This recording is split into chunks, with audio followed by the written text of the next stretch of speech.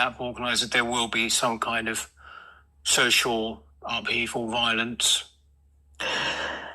I think we've seen violence already. We just haven't called it out for what it is.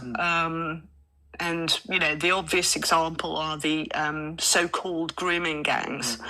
A more violent example of clan operations designed to establish territorial jurisdiction over the population using the bodies of women and girls as concubines, sexual slaves, nominally sexual brides, whatever language you want to put upon it, that is clearly a violence, and an extraordinary violence.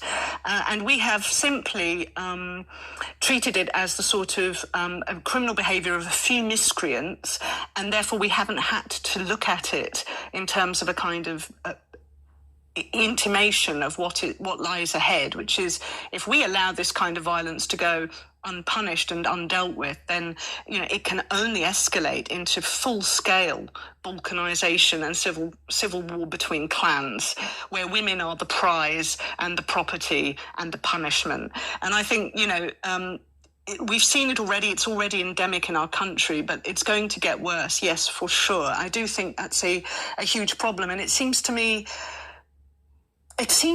bizarre that people are able to apply a way of thinking to their country that they would never apply to their own house. Yes. You don't just live in a house and say, people can just do what they like in my house, and more and more people can come into my house and do more and more things that I don't like or I'm not unsure of, and I'm going to leave the windows and the doors open, and I'm going to try to provide through my hard work enough funds so that everybody in my house who's chosen to live here can just do whatever they want, even if it means, burning and scolding a young girl because she hasn't given satisfaction sexually, or branding a young girl on the buttocks with the letter M for Muhammad, or killing a 17-year-old because she wears too much makeup and is considered to be a bit of a liability in terms of the family honour.